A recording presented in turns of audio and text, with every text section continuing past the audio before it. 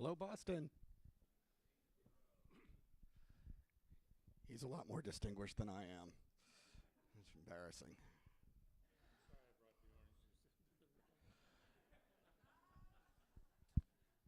Breaking the rules. Oh, I start? Okay. Well, just let me thank you all for coming out in less than. Sorry. Let me thank you all for coming out in inclement Boston weather, but I guess y'all are used to it. I live in Dallas now, so this is very unusual for me. And of course, let me thank you, Bill, for doing this. To be talking in this building is really special. It's always to talk about Philip Johnson in a Philip Johnson is great. One of the things I discovered in writing this book about Philip Johnson is how mixed his work is. This building was actually not mixed at the beginning. I really didn't care for it at all. But thanks to Bill, I think it's now great. So it's a real, I'm amazed at what you were able to do with this building. I mean, it was a fortress, a tank, this brutalist thing. It looks like angry robot faces outside as far as I'm concerned. And your ability to make this sort of closed off brutalist place, someplace full of color and life and openness is really magical. Well, you're a testament to what the power of design, good design, and also I guess also what design can do, poorly. well. You're Mark's being very nice, and thank you for the applause. In a funny way, it was an easier project than you might imagine. Although I'm sure during the evening we'll talk about its complexities. Of course, taking on a building done by a world-famous architect is a challenge in itself, and one has to be careful.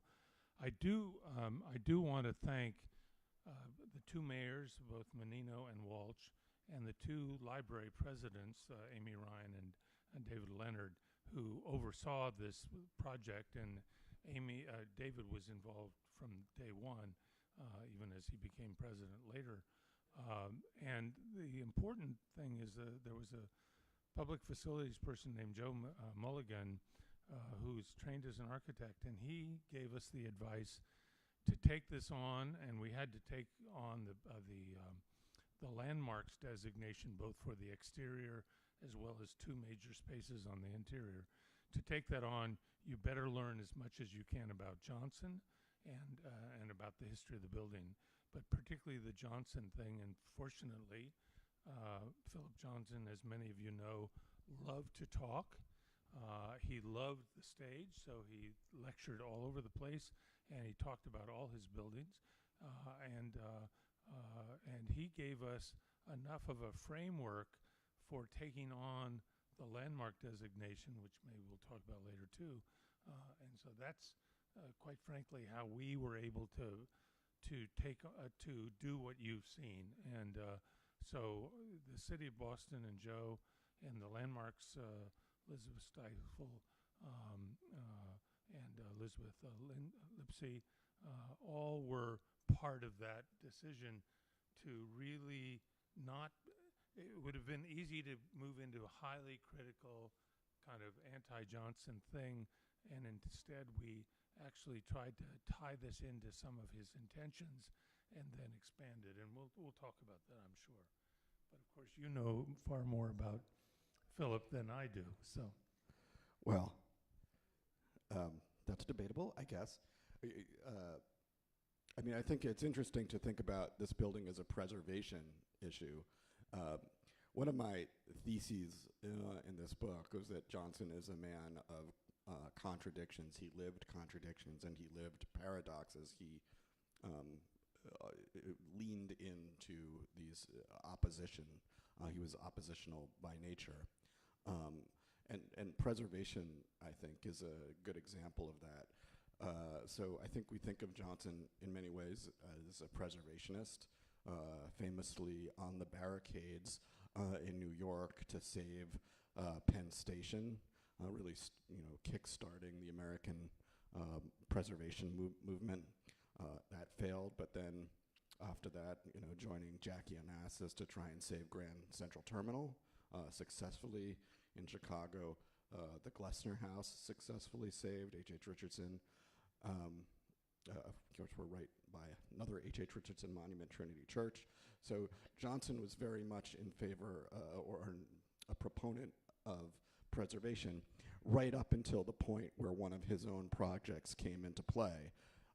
Then he was, happy to knock something down if it meant he could build something new. So in Times Square, if he could build a whole new Times Square, he was happy to knock down Times Square and the Times Tower. He was happy to raise all of Harlem if he could build his own walled city in Harlem. He was happy to knock down beautiful Beaux-Arts townhouses next to MoMA if he needed to expand MoMA. So among just a string of other examples. So tackling Johnson as a preservation project is always, I think, fraught. Well, it's interesting. In the mid-'90s, Johnson was one of the leaders to try to get this building designated, the Johnson Wing designated. And for a long time, I thought that was simply an ego thing. Didn't want anyone to touch it, and it, of course, caused us a lot of heartburn. But I came to realize that it was in the '90s that some developer was proposing a tower built in the middle of this block, I don't know, 20 or 30 stories tall, to help pay for the library, and so his intervention was about saving the building, which I would think most of us think. I mean, I'd hope after transformations was worth saving. So. Yeah, on the other hand, closer to the harbor, he's building one international place, and he's happy to knock down, a section of Boston to build these gigantic, terrible, terrible buildings. And so, of course, we all live with that, both International Place, which I suspect none of us think is an appropriate building, I mean, a valid piece of architecture, and the other is 500 Boylston Street. And the great story of 500 Boylston is Marty Nolan was the editor of the Boston Globe, and there are Globe people here, I think, who can correct me on the exact facts, but as editor, he did an op-ed piece with a photograph from Tyson's Corner of these three buildings that are exactly like 500 Boylston Street. And of course, the Globe was following the story that he proposed building two more of them right on Boylston Street. And he, when Marty published that, all of a sudden that killed the second build. The first one was moving up. But I do want to say that one of the heroes of that story, and the heroes for all of us in Boston, is Robert Campbell and his role as critic for 40-some years, 50 years in Boston.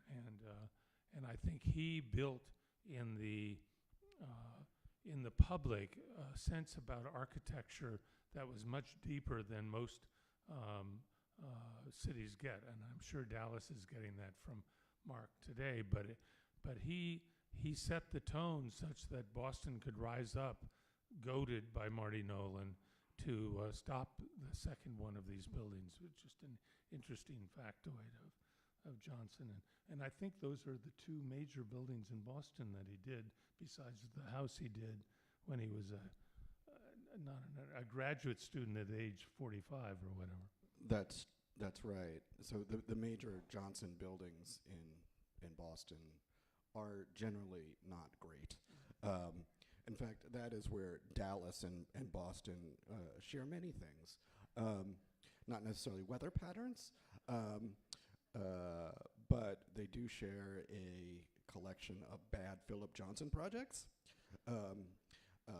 So here you've got 500 Boylston, one International Place, this building which has been saved from itself, I think. There was Burden Hall, nondescript auditorium. Oh, yes, at and the business we school. we did the building next to it that caused it to be demolished Yes. last year. Yes. I forgot that. One more for Rawn. Yeah, actually, I think, again, with preservation in Johnson, I think we often, what would Johnson have done, or what would he have thought? People keep asking me, what would Johnson have thought about something? And my reaction is, I have no idea. No one possibly could know. He changed his mind about things every 5 minutes. I think with preservation, we have to think about what is important for us now and answer those questions for our own time, not necessarily thinking about his example. But I mean, you get to the house in Cambridge, which... Well, let me just say one other thing, because I want to get us off the library. I'm sure the audience wants to hear about Johnson from 1930 to 1940, but let me just say one thing. The plan of this building is what I would call a 9-square grid. If you walk in, we've kind of altered that slightly, but it's really like a tic-tac-toe board on the ground with the great stairway in the middle, in the X spot in the tic-tac-toe game. Cooper Union in the early 60s was full of architects who were pursuing the 9-square grid as a design idea. Johnson did Dunbarton Oaks, which very much is the 9-square grid. He did the Utica Museum in the late 50s similarly. And so I will say we were beneficiaries of a very strong plan that then we could work off of. It wasn't a plan that was done highly specific to a particular program. It was an abstraction. And it really, I think one of the reasons for the success of the transformation is that we were able to take that on.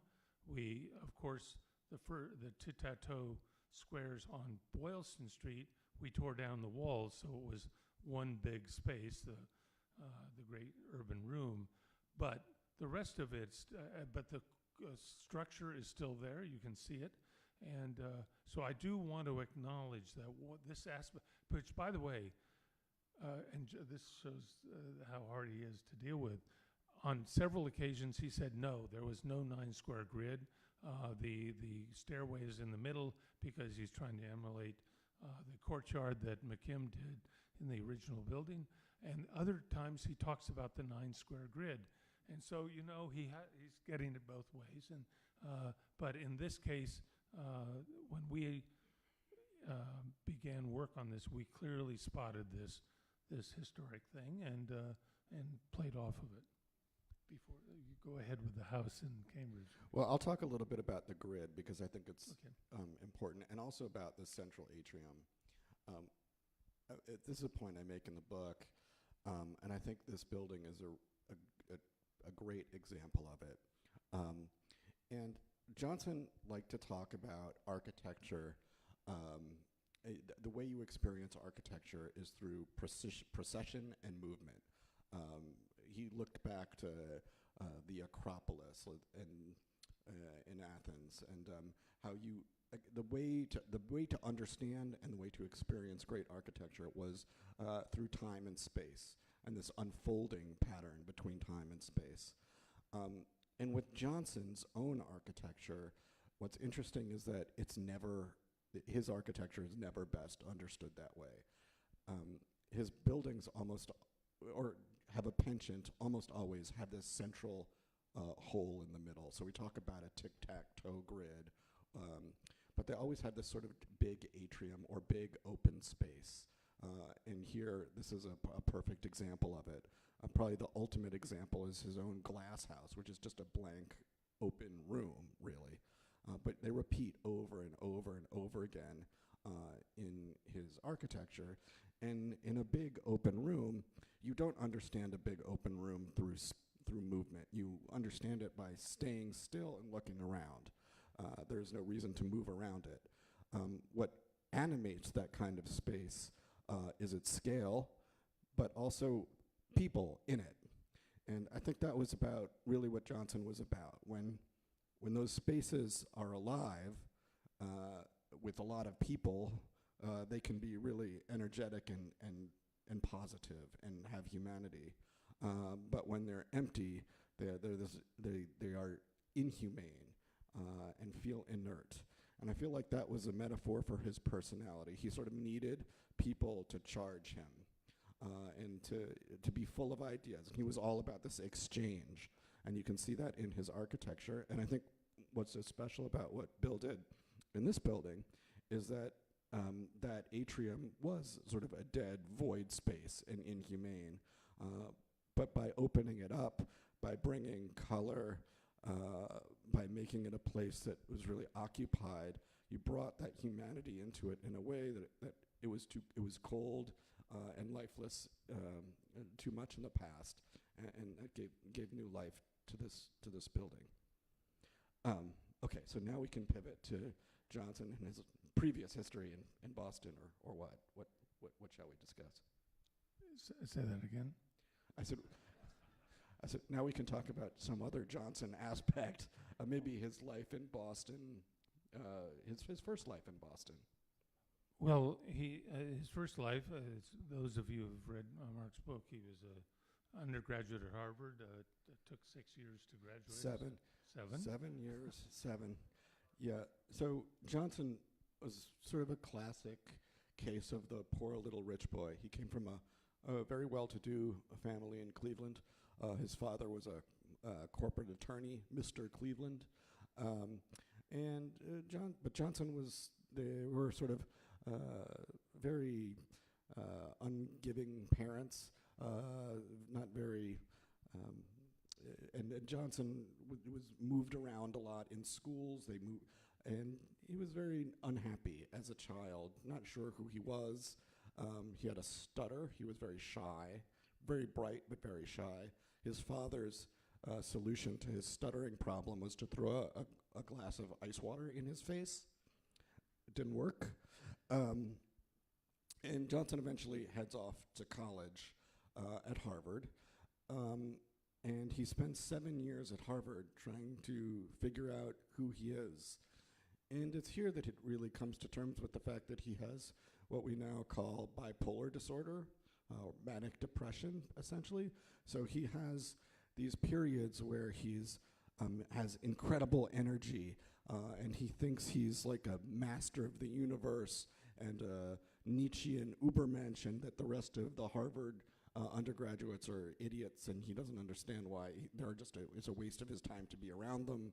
And then he has this incredible troughs where he has incredible depression and he can't move, and he has to take these semesters off because he's so depressed, and he just has to return home to the family homes and just recuperate for months on a time. And this is why it sort of takes him so long to get through school. At the same time, he's sort of discovering the fact that he's gay. And of course, it's completely unacceptable to be a gay man at that time in the 20s. So there are always multiple Johnsons. So there's the public Johnson, which can't be gay. There's the private Johnson, who is.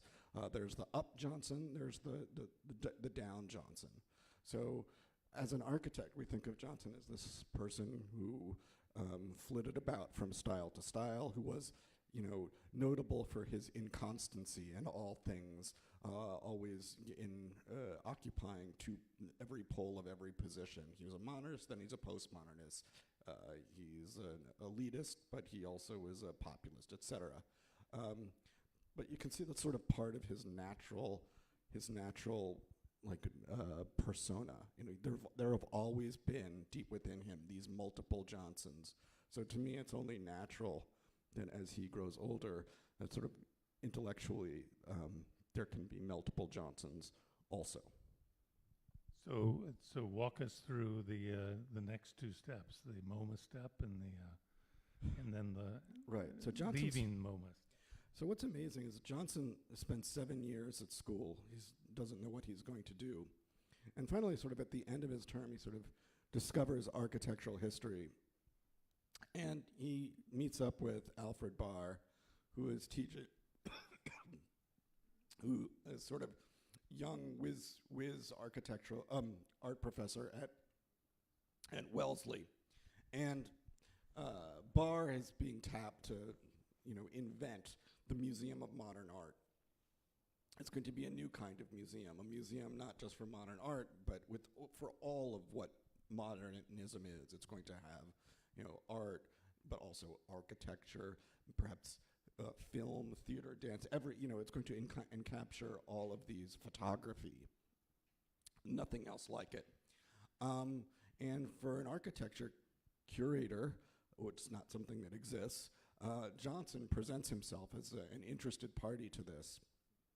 And at this point, Johnson has absolutely no academic training at all in architecture, but because of his enthusiasm and because of his private checkbook, he is one of the few people that can travel around Europe and go look at all this new modern architecture and then come back and talk about it. And he, excuse me, because he's brilliant,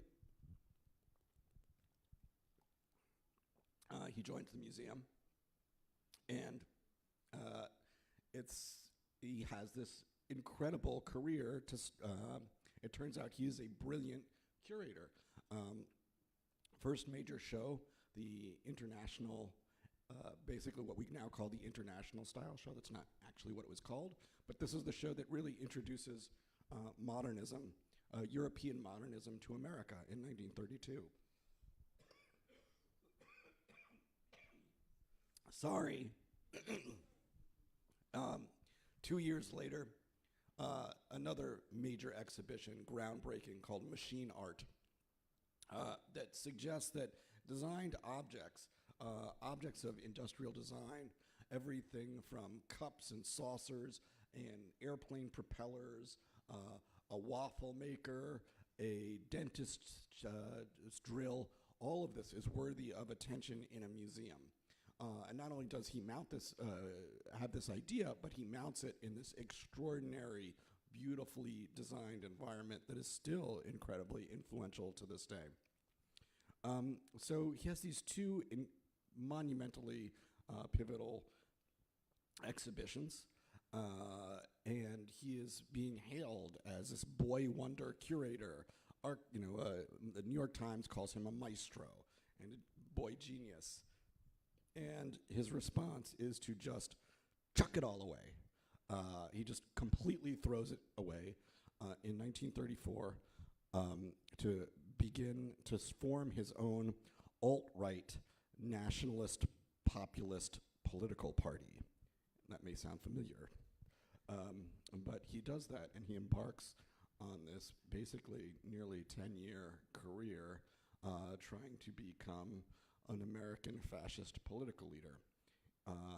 He first attaches himself to Huey Long, the Kingfish, in Louisiana. That fails. He attaches himself to Father Coughlin, the Detroit radio priest, sort of like the Alex Jones meets Rush Limbaugh of the 30s.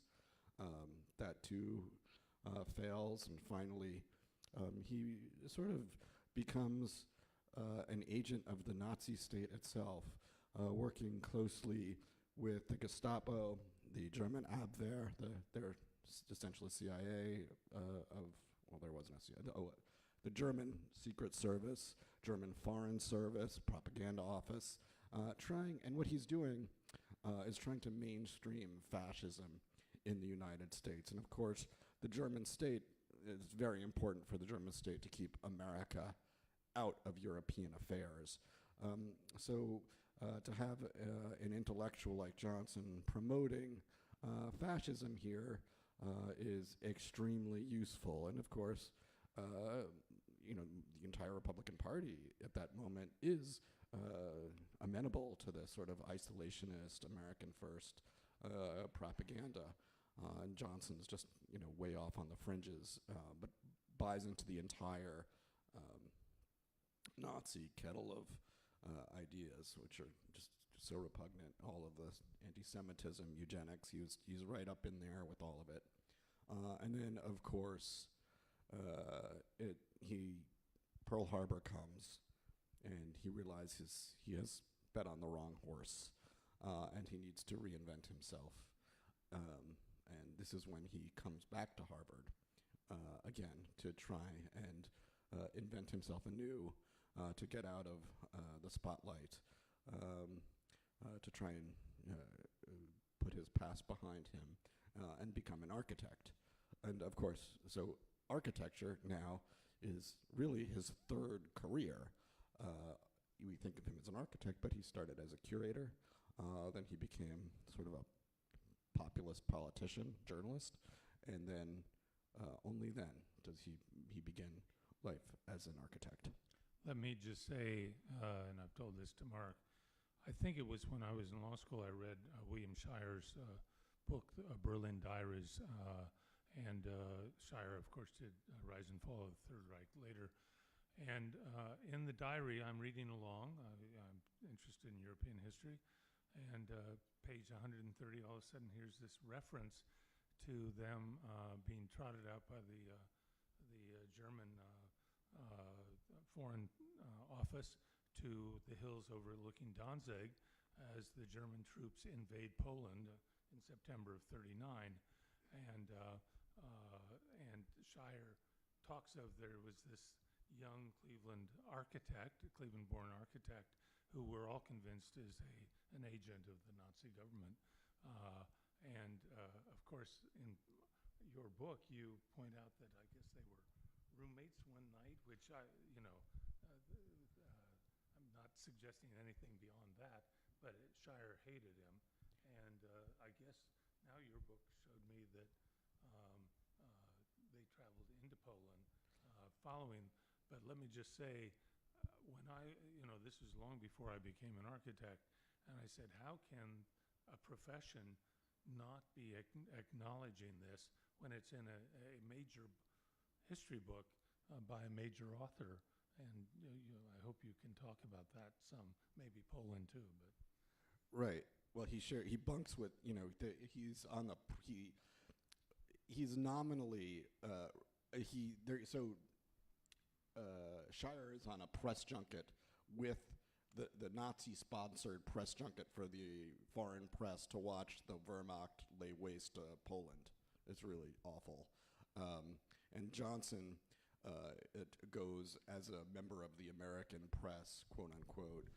He's writing for Father Coughlin's awful, house organ for his sort of proto-fascist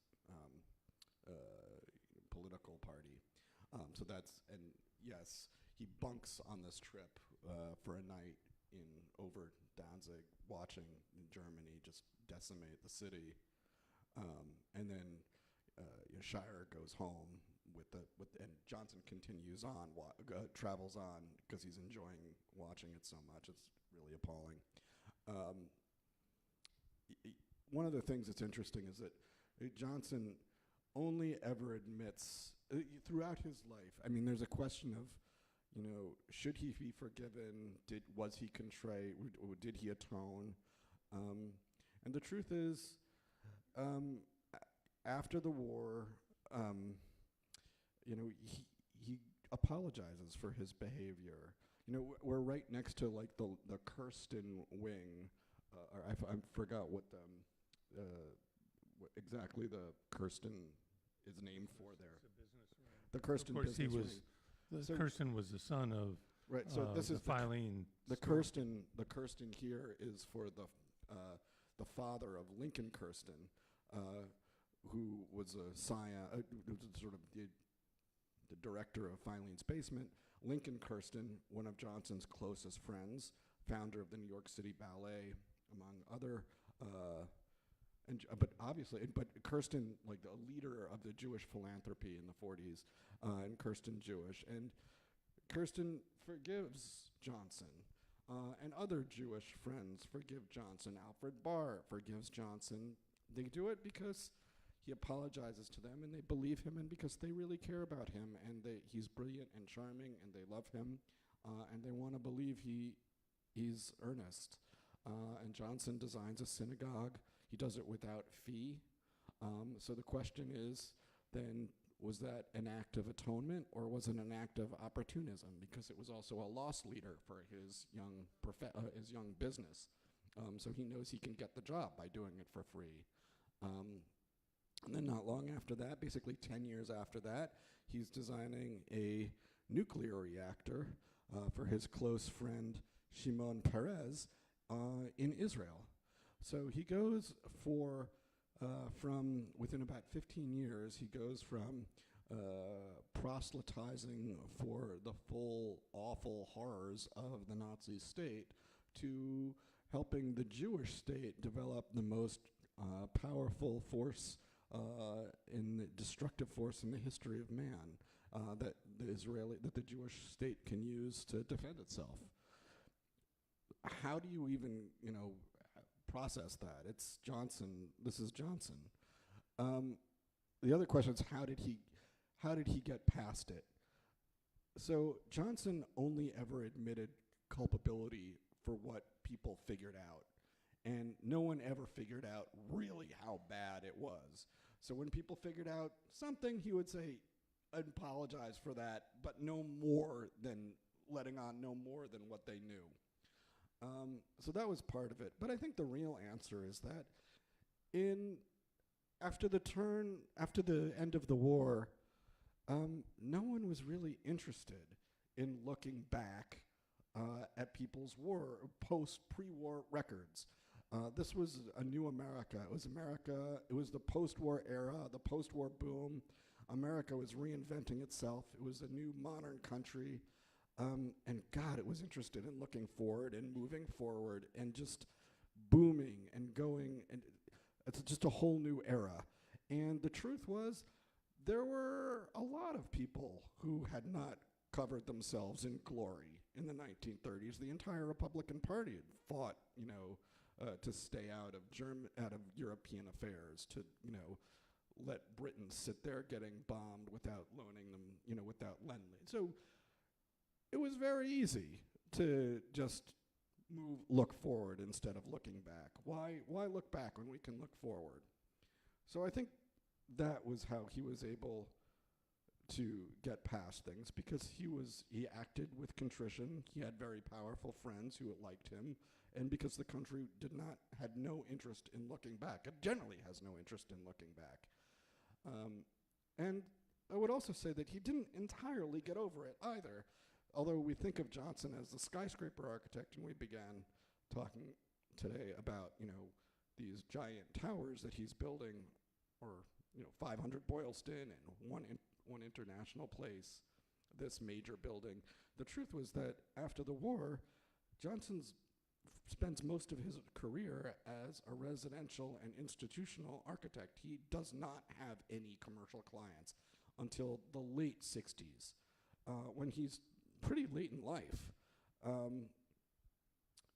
He is a dangerous figure. It's not just that he has been a fascist sympathizer. It's not just that he has been gay at a time when that is not acceptable in American culture, but it also spent a lot of his, the 60s criticizing corporate, ironically, criticizing corporate development, criticizing speculation, criticizing the role of the car and the decimation of the American city by, corporate building. And he was calling out, companies by name. General Motors, about how much damage these companies were doing to the American countryside, to the American town, to the American city. So, yeah, why is some corporation going to hire this very dangerous figure? They stay away from him until he teams up with John Berge, the sort of very suave corporate man in a blue suit who can convince corporate executives that they don't have to worry, that they're going to get what they want and it's going to all work. But it's interesting because, in a sense, those clients of Johnson's were developers. They weren't corporate CEOs. Is that safe to say? Gerald Hines, of course, is the ultimate example, but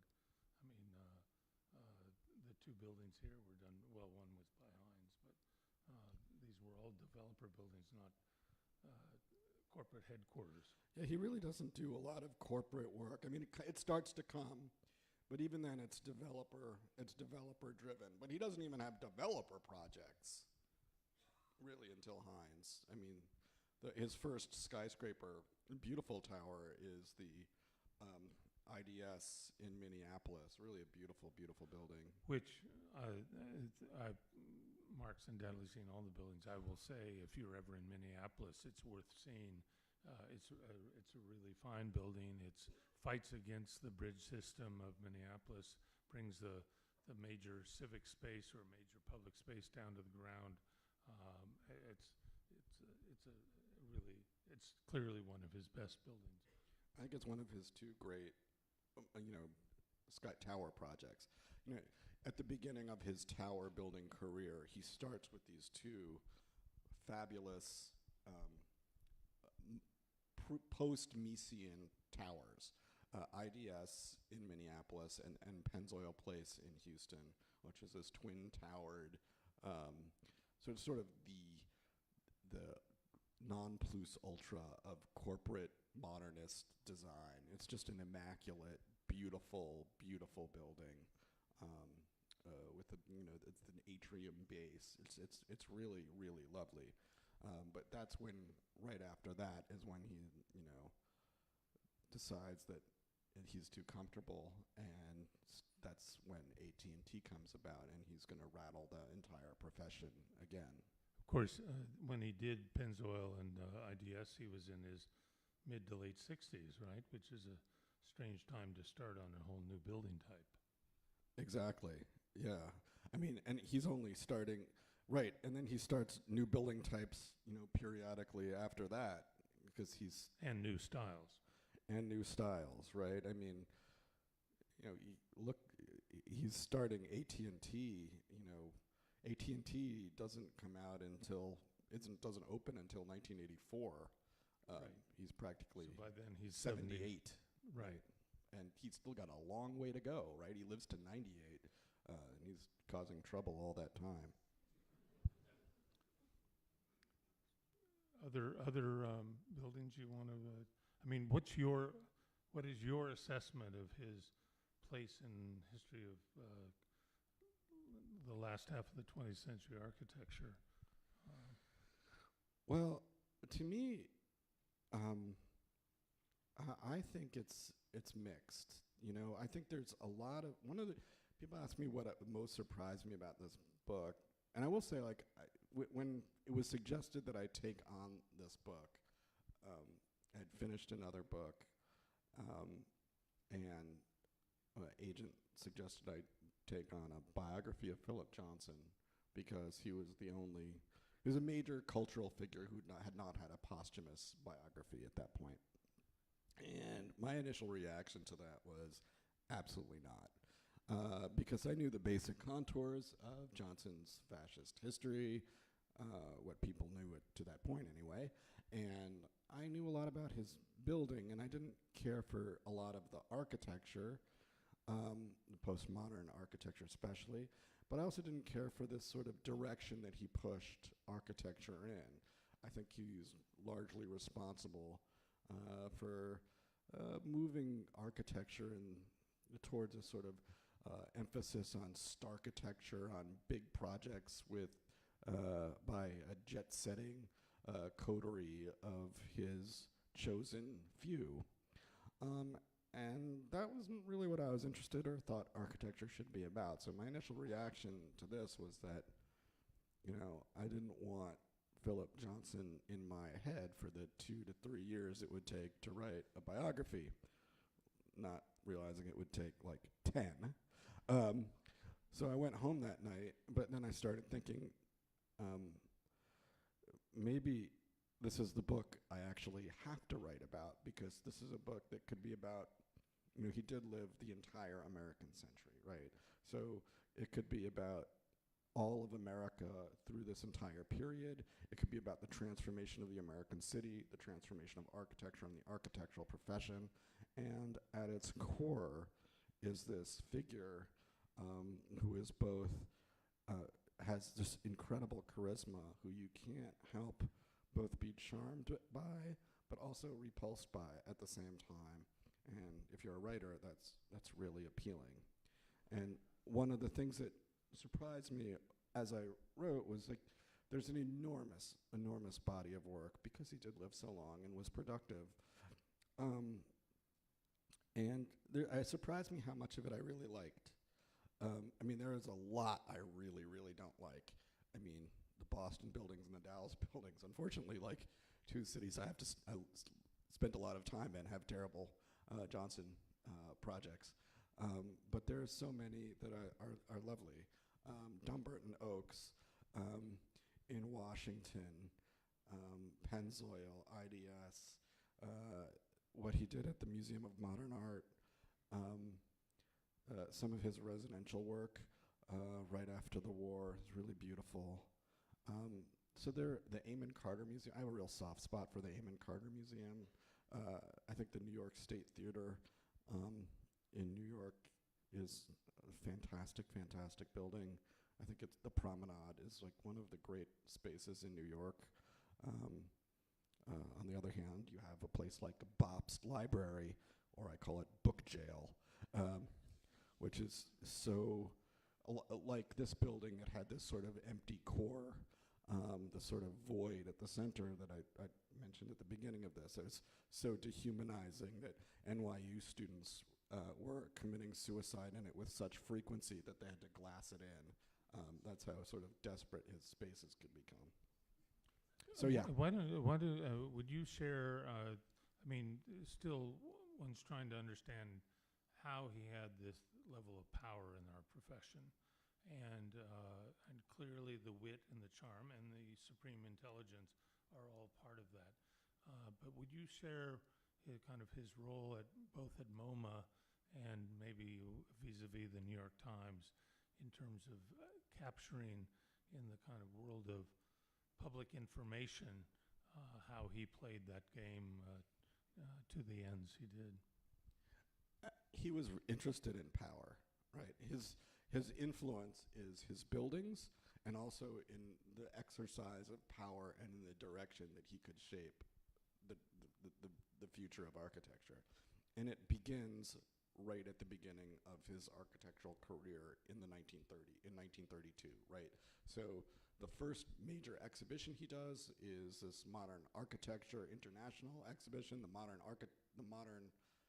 international style exhibition, right? This show that's going to introduce modernism to America, European modernism to America. And it is a very specific vision of architecture. This is not, he is stripping all of the progressive idealism out of modern architecture and presenting it entirely as a formal aesthetic practice. And that was his vision of architect, and he's doing it, and he's promoting the architects he thinks are the best, and he is, knocking out the ones that he does not approve. Schindler, sorry, not interested in having you. He has these huge, arguments with Frank Lloyd Wright over whether Wright is going to be in or out. He needs Wright in, although they both know that Wright doesn't belong. And it continues throughout his career, this idea that he can be the one establishing who's who, a kingmaker. He does it by, with his money, with his position. He's the one who pays for complexity and contradiction in architecture. He gives Robert Venturi commissions. Later, it's, if you get to sit at his table at the Four Seasons, that is, if you get invited to lunch or dinner, that is like you're on the inside. You're going to get commissions. Michael Graves gets commissions through him. The whole gang, this whole gang of, he calls kids, who become the stars of the 90s. Norman Foster, Richard Meyer, Charles Guathmy, Bob Stern, right, the whole gang. There was Zaha Hadid, the only women. It's basically a men's club except for Zaha. And so this is the way he is going to shape architecture. He has, incredible command of ability. He has the ability to hand out commissions. He has the ability to promote through MoMA, and he also has incredibly close relationships with the press. Ada Louise Huxtable was his secretary. He is the one who gave Paul Goldberger his start, gave him $500 to start a magazine when Paul was at Yale. Later, Paul's first big architecture story is about Philip Johnson, and it's a story that Johnson picked him out to write. Obviously, it was effusive. Herbert Mouchamp, another, one of his pals. And Mouchamp writes, these incredibly positive things about some projects that are terrible, including like Damonsta, which is like the most blatantly racist name for his this little folly that he builds at the glass house. And it's a terrible, terrible derivative, functionless building. And Mouchamp acts like he has, created like the New Jerusalem. Calls it like one of the great masterpieces of all time. It's completely ridiculous. So he cultivates the press so that he will have the adulation of the press, and he can also bestow it on those he wishes to have his light. Let me just say, in full disclosure, I was a student at Yale in the 60s when he was hanging out at Yale, getting to know all these very same people Mark's just mentioned, but I was in a political science major in a totally different department, and I never saw him, nor never met him, nor heard him even lecture. But let me just, it might be interesting to have some questions, do you think? Sure. Okay, but let me posit the first one. Mark's book is totally amazing, and the level of facts that he has pulled out. The book is just, every paragraph is full of fascinating information that not only is fascinating to architects, but to people who care about history and the like. And my first question to Mark would be, literally in page 1, Mark discovered that White, what's her name? Stanford White was murdered in a duel, if you remember, on a particular day in 1906. And Mark discovers that, of course, that's the same day that Philip Johnson was born. Now, how did you find that out? Wait, it's not true. That's not true. It was the day the trial began or something. I forget. Sorry. It's something like that. I don't, this is one of those things when you're a writer and you just have a sense where you're like, I wonder, you're looking for how to begin things, and you're like, I wonder what happened the day Johnson was born. So I just went to the front page of the New York Times, sometimes you just want a little color, it was a sunny Thursday afternoon. And then the top story is this, the Stanford White murder, story is the juiciest, sexiest story in the history of architecture. So to find that, leading the paper was holy crap, this is amazing. Sometimes you just find great stuff. So are there questions people would like to pose to Mark or me, but are there any in the room? Go ahead.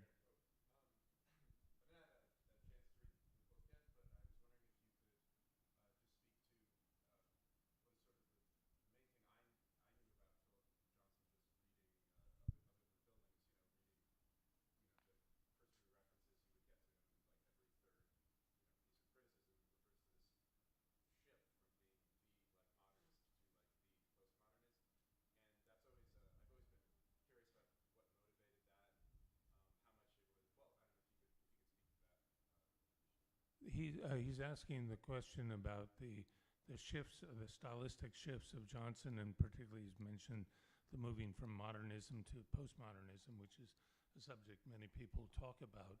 Let me just say a couple words in our research on this building, that Johnson saw this building as a modernist building, and I actually happen to agree with that, but lots of people disagree. They say it was one of his first postmodern buildings.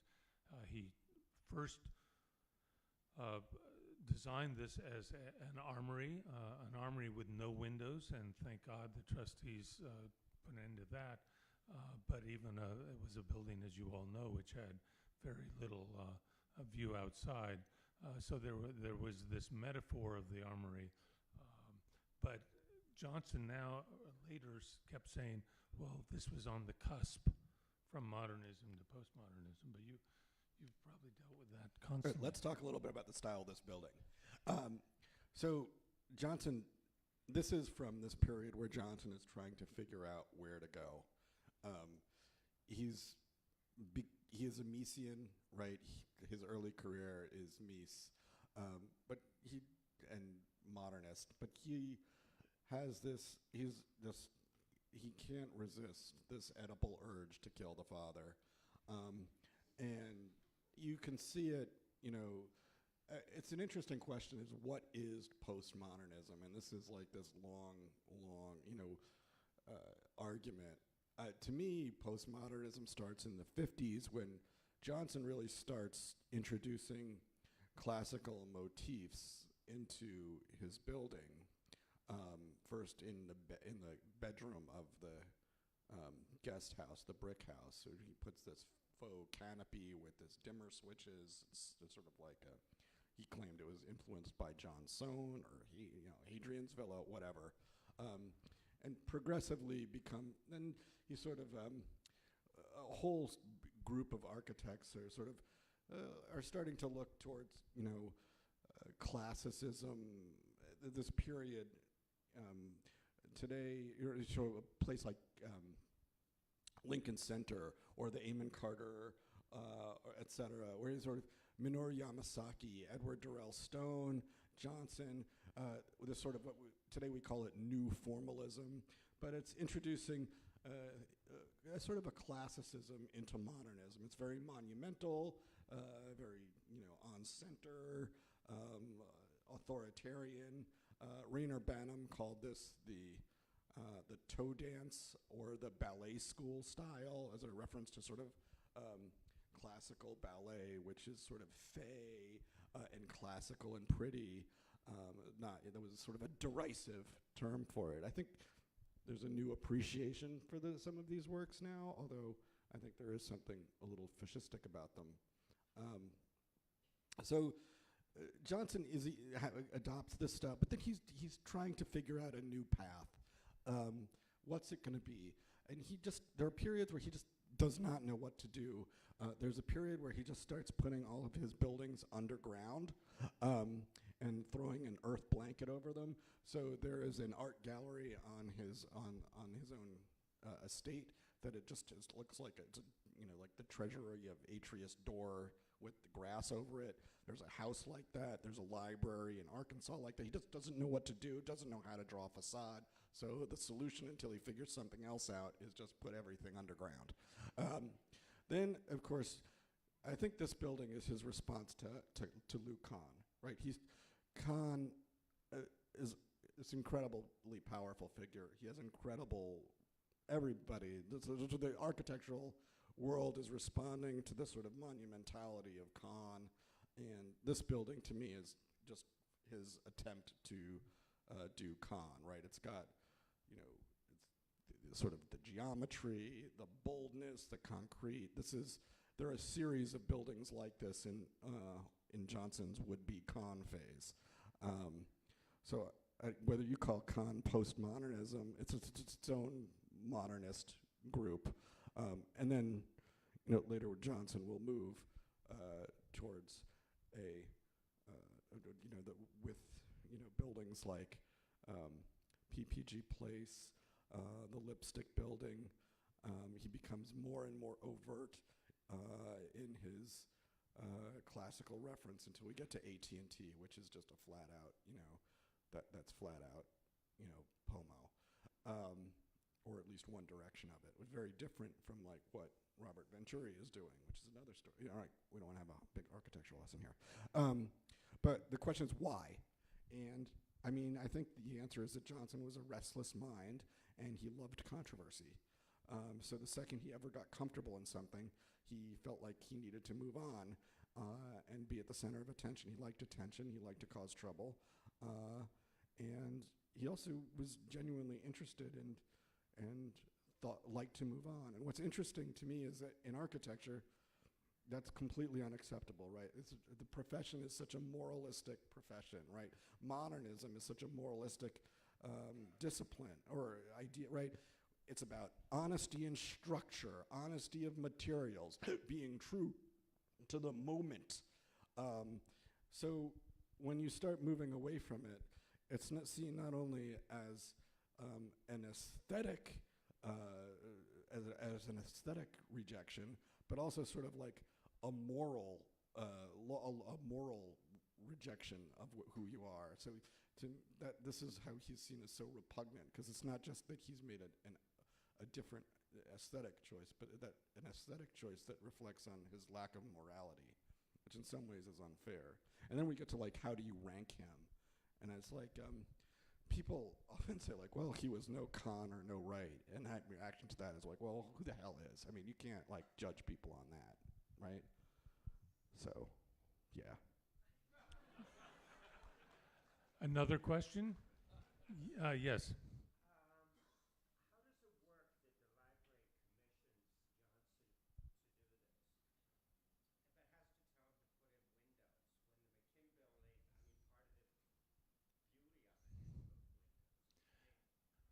Well, the library, I may get my year slightly wrong, but I think the library hired him in about 1963. Johnson, by the way, for our work, I guess I probably said this, but he talked so much about issues in every building he did. It gave us so much meat to really get a hold of in terms of dealing with some of the landmark issues we had to deal with. So Johnson says that he thought his chief competitor was I.M. Pei, which is interesting, and that I.M. Pei and the other modernist architects didn't talk about history, and at the interview, that's all Johnson talked about, and he says that's how he got the job. I don't know if that's true, but he said that. He became very close to a guy named McNuff, Philip McNuff maybe, who is the president of the library. Yes, I did mention Amy and David here as being so important to our project. So he became very close with Philip and probably turned on the charm, of course. And he literally came in with a plan with no windows. And he and he said, he later claimed that wasn't because this was in the late 60s and everyone else was building buildings with no windows, except for, of course, Ben Thompson at Design Research, whose wife, by the way, was also in that coterie of people at MoMA in 1929 and 2030 as they were planning the International Style Show, which shows there are lots of circles here, but I keep getting off track. And so the trustees forced him to put some windows in, and then, of course, at first it was just the windows on the second floor.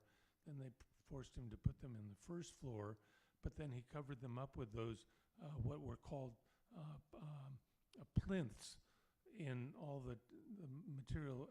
That's not what a plinth is. These are tablets or pylons. And as you can remember, they covered up all the windows of the building so you couldn't see in. He said it was so that people didn't have to look out and see the automobile. I asked the question, was it so they didn't have to look out and see the rest of the public walking by? Granted, Boylston Street was not what it is today. So that was how he got this commission and proceeded. But you have to thank the trustees for at least forcing him to put those windows. And one of our first, as you can imagine, our first move was to take down the pylons, which were allowed in the landmark designation. That was the one thing that was stated. We couldn't touch anything of the exterior of the building, except we could consider moving the pylons, fortunately. The second landmark thing was then getting rid of the black glass. He had all this black glass facing north, which makes no sense whatsoever. And we put in low iron, absolutely transparent glass. The third was to break down the 9-square grid along Boylston to create the big open space, the great urban room. And he often talked about the value of walking into a wow space when you walk into the building. So, and Mark referenced that in terms of his big spaces too. The other thing we did, that deals with that history, is he just plopped this building up against the back of McKim. He just didn't care about the connection at all. And those of you who remember what this building was like, it was literally impossible to get from the front door of Boylston Street over to the McKim building. I mean, it took incredible jigs and jogs to get there. And that turned out to be the hardest of the interventions because it dealt with structure, and again, Amy and David deserve great credit for sticking with that idea. So that gives you a little sense of the history that the trustees brought to it. I will also add that this was an incredibly difficult project. It sat on it was all kinds of bureaucracy wrapped up in it. It took more than a decade to get it done. It sat on the shelf. Johnson couldn't even deal with it. He had to dispatch. When he partners with John Berge, the first thing he does is dispatch Berge up here to deal with it. And Berge was pissed about it, that he had to deal with it. That's not what he wanted. He wanted to build skyscrapers, and all of a sudden he's come up here to deal with this bureaucratic nightmare. And incredibly, I mean, in Johnson really doesn't need to be defended. There is no defense for the, but it is an incredibly difficult project. He considered rightly the McKim building to be one of America's, if not the single greatest Beaux-Arts building in America. So how do you, do anything to, you don't want to upstage it. So he's sort of matching it in scale and size. You want to have something that is, has its own presence, but it's just those. And then you start throwing in this, endless difficulties with bureaucracy. I don't think he solved it well. What's interesting is that when it did open, Anna Louise Huxtable celebrated as like this masterpiece. She was still under, I think I won't say she was under his thumb, but she still was under the sway of his, of him at that point. I think that was one of her great mistakes as a critic, was to like laud this building when it arrived. She finally only breaks with him at AT&T. One of when Philip did the International Style Show in 1932, his colleague was Henry Russell Hitchcock, who was a very prominent art historian, and who Philip, of course, was concerned about his whole life. Hitchcock, so when Philip did this building, he said there were two things that were sacred: the cornice line and the granite. That he opened up the quarry that this granite came from out in Milford to build this building with that granite. And so he said the two things were sacred were the cornice line and getting the original granite into the building, which on some level are two good sacred starts to a building. Hitchcock, however, when the building was built, told Philip he got the scale all wrong. I mean, that was the heart of Hitchcock's criticism. So, are there other? Yes.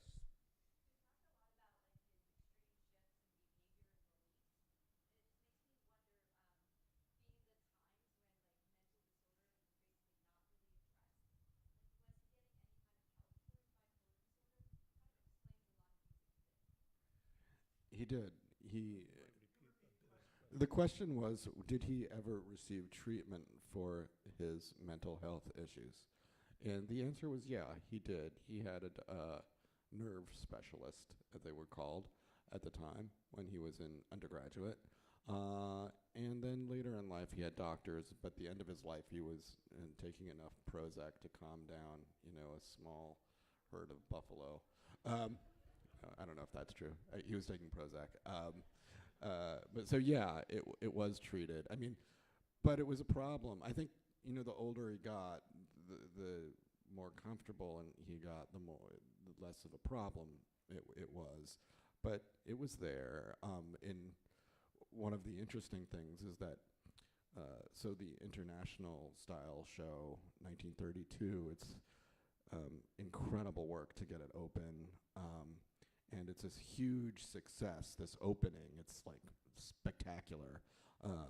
But the one person who wasn't there to enjoy it was Philip Johnson, because the stress of opening the show that day, they got it all set up, and he immediately checked himself into this hospital for the well-to-do and mentally troubled in New York, a sort of sanitarium in New York City on the Upper East Side.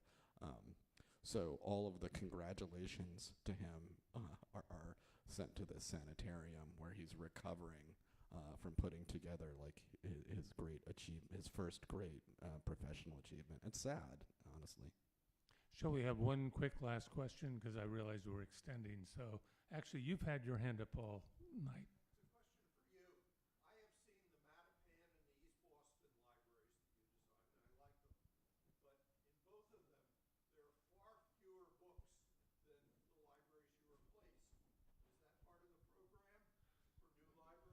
Well, it's part of the reality of new libraries.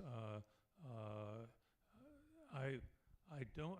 It's interesting because when we did the Cambridge Library with Ann Bea's office,